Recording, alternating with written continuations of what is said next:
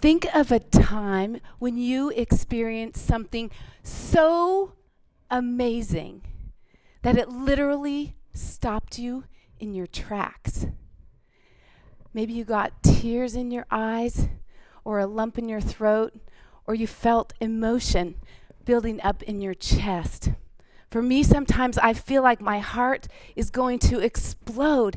It almost hurts. I have these experiences, and I'm sure you do too, these sensations. But until recently, I didn't know they were the emotion of awe. Now, science defines awe as being in the presence of something so vast that your brain has to adjust itself just to make sense of it. Awe touches our hearts and breaks us open just a little bit. In moments of awe, we experience our emotions. It touches us physically, mentally, spiritually, and of course, in our most amazing and close relationships. Moments of awe seize us. I was lucky enough to be raised by an awe expert. My daddy made sure that my entire childhood was punctuated by lots of time in the outdoors. We paddled rivers, we climbed peaks, we went backpacking. In fact, he even made me ski across an entire mountain range. And I would arrive home from these adventures sunburned and exhausted, and fall into bed on Sunday night, and my mom would tuck me in.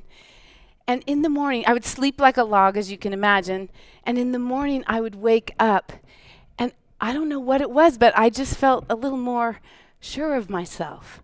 I could stand a little taller, and I knew myself and my world a lot better. And it was a good darn thing, because one needs those skills in middle school. Since I was a teenager, I have been involved in outdoor leadership training with kids from farming communities. And all of my time as volunteer as an adult has been spent taking big groups of kids in the outdoors. And time again, whether it's under a night sky or by a campfire, a crackling campfire, along a beautiful river, I notice there's a transformation. A transformation takes place in those kids. It's as if their hearts are softened somehow, like Mother Nature has rock tumbled the edges off of them. Even the most hard-shelled ones can't stand up to a night sky. I witnessed this transformation in over 2,000 kids over the years, and so I really thought there's something going on here. There was something bigger at play. And the halo effect that lived in me long after I came home from a trip certainly lived in them. Somehow, they just seemed brighter. Their faces were lit up. They were calmer, more connected to each other, and certainly more connected to their world. They seemed to care about it and fall in love with it. So I realized it really seemed like it was important, this stuff, this outdoor stuff, these awe-inspiring moments. So in my day job, I'm a consultant and coach, and I experience firsthand that even though you may be really successful in your career, sometimes we as a society feel like we're searching, like there's a hole in us, like we don't take time enough up from our handheld devices and our email to really step into these awe-inspiring experiences. And the data backs this up. Poll from Gallup says that 70% of us are disengaged, basically going through the motions in our work. A survey from the National Science Foundation says loneliness has doubled, up from 20% in 1980 to 40% recently. And of course, it's probably worse than that, because when you're lonely, it's not like you want to admit it. So the light went on for me that adults need awe as much as kids. So a couple of years ago, I got to be in the audience where my hero, Dr. Dr. Keltner, presented the neuroscience of awe. And there in the room that day, he presented the science of what I had literally witnessed in myself and all those kids. I, that day, got tears in my eyes because I thought, finally, someone's going to understand it because there's science behind it. And lots of other scientists are getting in the game right now to understand the impact of the outdoors, of these awe-inspiring experiences. My friend at the Sierra Club is a returning vet. He's 6'7", Stacy Bear, and is combined with Dr. Dr. Keltner to create what they call awe-based therapy, and proving how this time in nature and that these awe-inspiring experiences ease the stress of post-traumatic stress disorder in veterans and in kids. The science is pretty cool. So awe makes you more connected to yourself and to others. In the presence of a grand view, you experience the overview effect. You can have perspective on what really matters and on the parts that don't matter. I call it authenticity. You get a little closer to your truth. Awe makes you less impatient. And you're not feeling as if you're running behind a bus like we all feel most of the time in that anxiety. In the rapt attention, we get this feeling that time is expanding. And so it makes us be able to exhale just a little bit.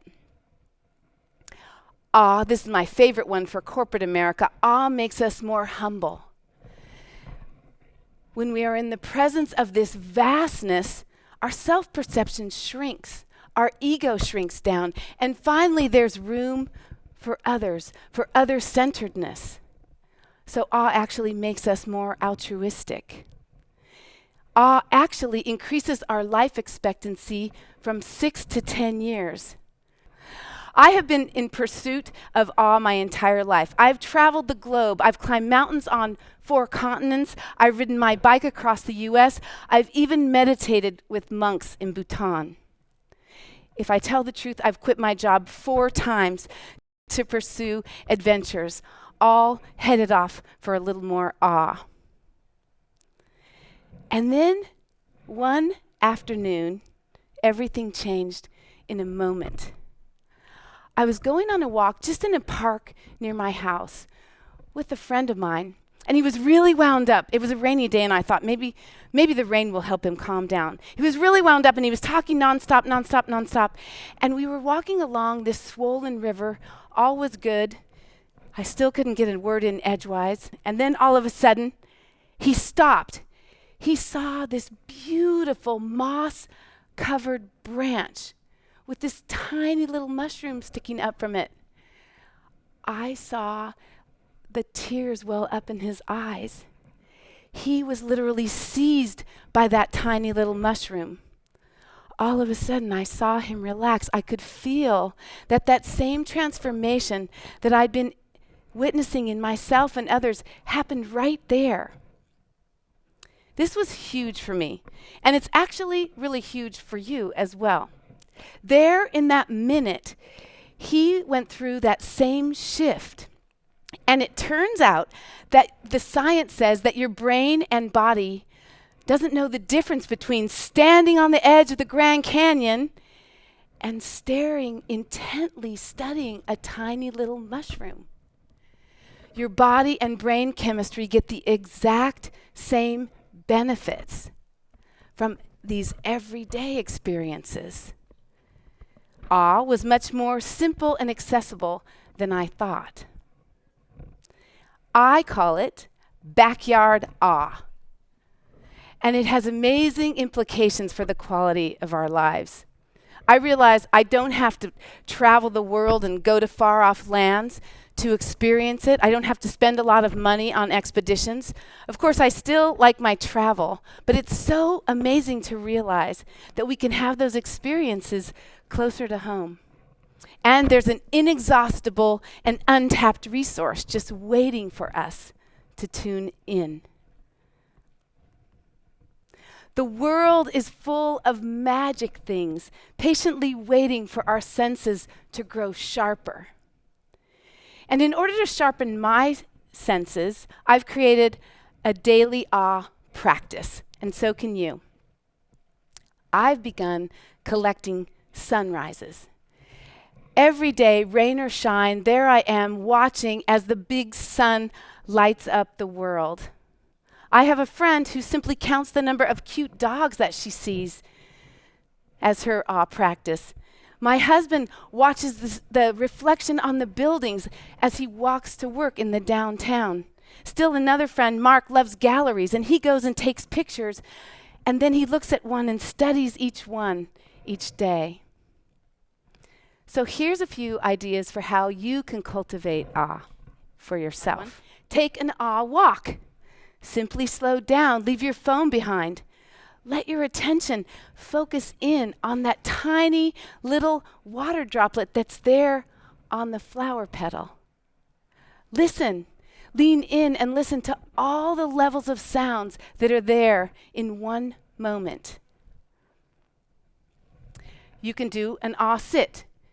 I did this last year with Girl Scouts, the third graders, and one little girl who was sitting on a log focused so intently on a piece of dried up old fungus, and she said, "Isn't it amazing there's beauty in everything?"